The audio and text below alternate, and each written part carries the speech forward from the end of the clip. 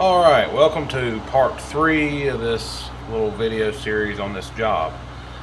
So what I'm doing right now is, this guy is a sidewalk and it is concrete when you can barely see the corner of it in the left hand bottom of your screen, and it does not go all the way to his driveway. So I guess he got tired of walking through the grass, which turns to mud when it rains a lot, to get up to his driveway. So instead of pouring concrete, he just wanted to put some gravel, which is fine. He wanted to put some crusher run. So I brought some on this little dump truck that you can see bouncing around, and I'm dipping it off of it. And he needed some crusher run in another spot. That's why I'm putting it on his little trailer there that's actually connected to a lawnmower. It's the smallest dump truck I've ever loaded with an excavator, I'm pretty sure, in my life. And as a matter of fact, he hauled all the dirt away that we dug out right there where the sod's missing. He hauled all that sod off with that little dump truck, if that's what you want to call it.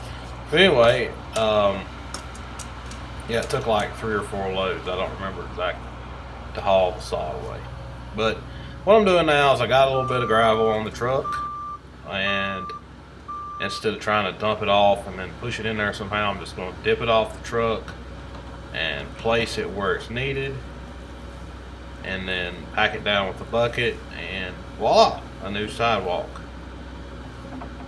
So that's what you're going to be seeing the first few minutes here, and then we're going to switch over to the yard rake on the John Deere 1026R for a few more minutes, and then I got a few more stumps to pop out, and that'll be it. So hang in there.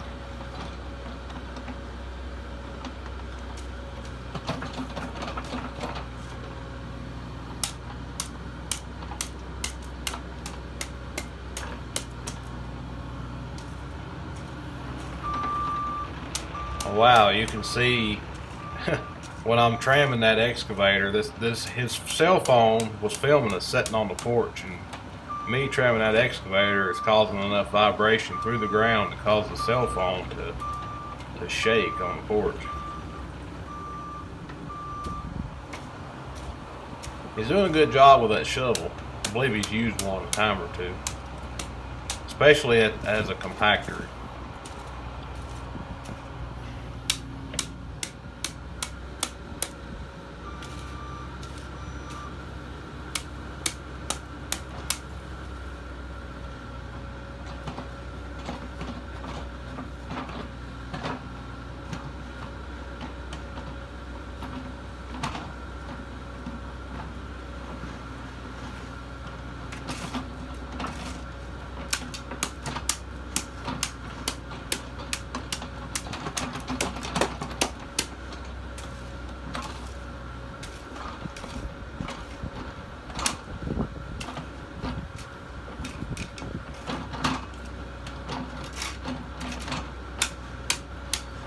A flat edge bucket would probably work better for this little project right here.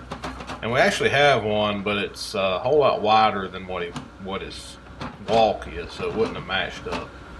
The one we have is a tilt bucket. I've got a video using this excavator with the tilt bucket doing some ditching, but and it works great for ditching and contours and stuff, but just a little too wide for this project. And I take one lick too many right there.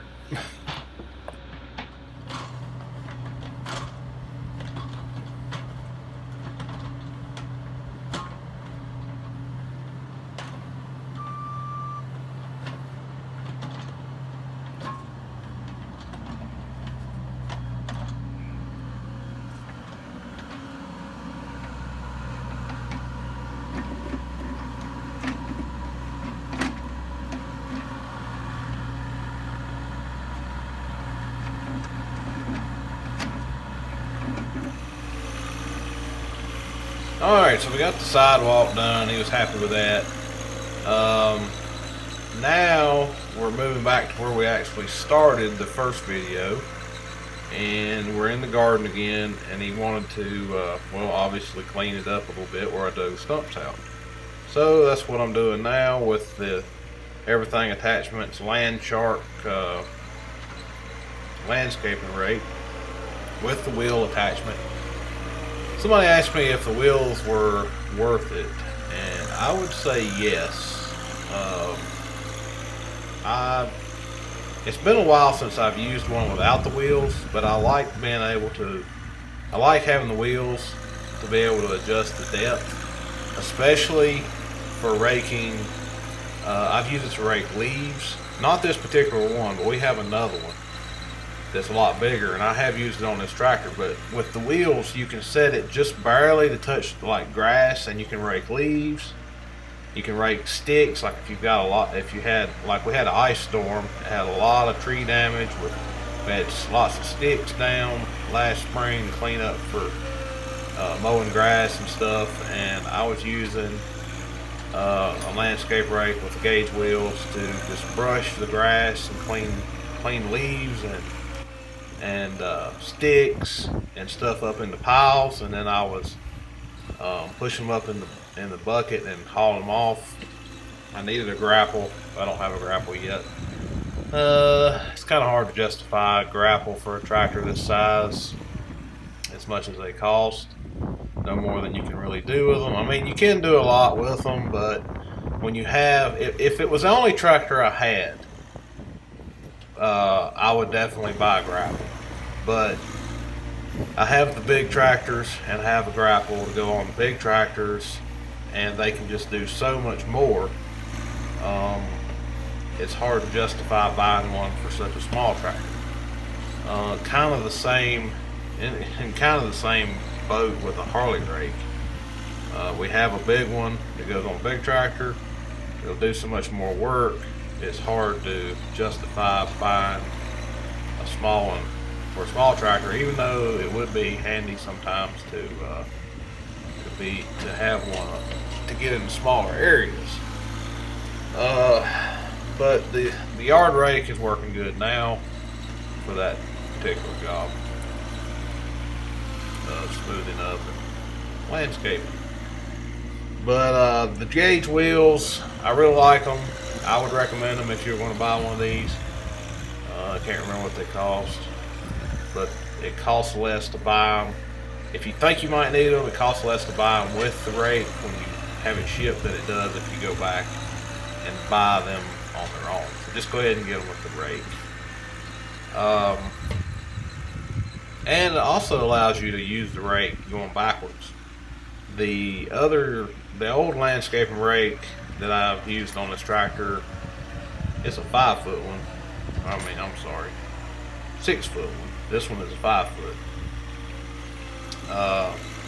You can't back up with the gauge wheels. You can only go forwards. This one you can go forwards or backwards. And the reason you can't go backwards with the gauge wheels on the older one we have is because the way the arms are made, the gauge wheels are on. When you try to go backwards, they didn't make the arms long enough, and when they try to spin around backwards, they just ram into the rake and then dig into the ground, which is a poor design. But this rake, they made the arms that hold the casters far enough away from the rake that they can freely spin all the way around, so they'll go, you can go forwards or backwards. And it is nice to be able to go backwards sometimes with the rake, just to fill in a little hole or something. It's not really designed to work backwards, but it is nice to be able to push something backwards when you need to. So that's my 2 cents on the caster wheels.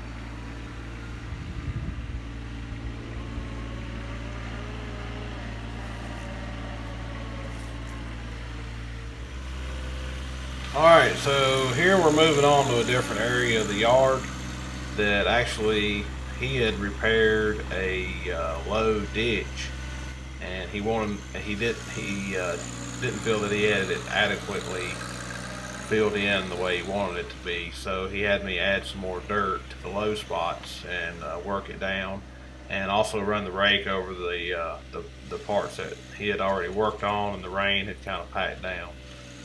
So that's what I'm doing here. It's I think he said it was a power line ditch maybe, and it had settled, and there was this little pile of dirt here he wanted me to use up to put in to help raise it up. So I'm dragging the dirt out from in the woods where I can get to it, dip it up, and smooth it out. And you see some wood piled up there. That is wood that he has bought off of me. Over time, over the years, he has bought a tremendous amount of wood off of me. He's probably one of my best wood customers that I have as far as buying in bulk. And he also buys a year ahead, or at least 1 year ahead, so he can accept green wood, which I like, because by the end of the season, it seems like it's hard to keep seasoned wood around.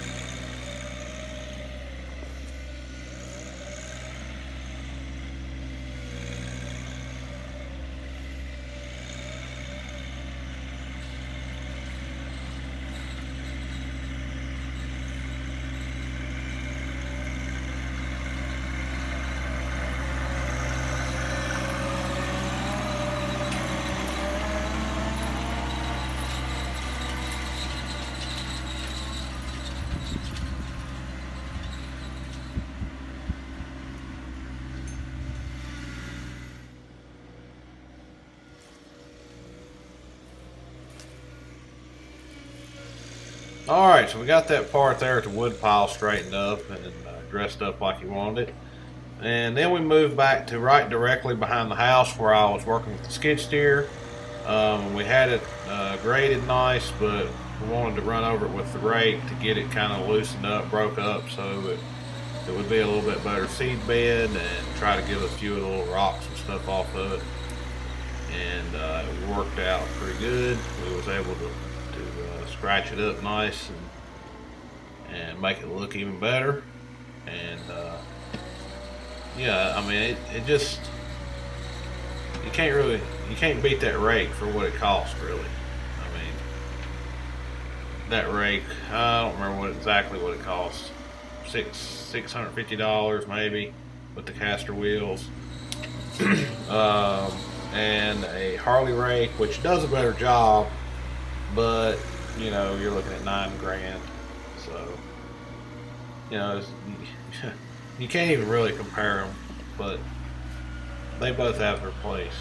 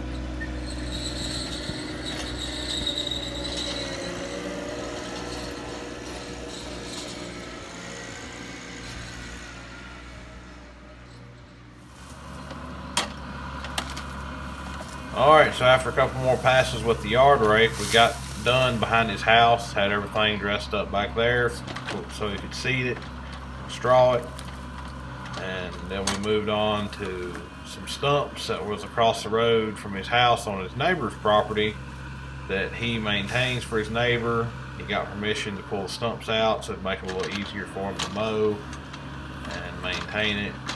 And this is how we ended the project, digging out a few stumps. And that's going to be it for this one, guys. So I hope you enjoyed it. Got this job wrapped up and seem to be happy with it, and moved on to the next one. So with that being said, we'll see y'all in the next video. Talk to you later.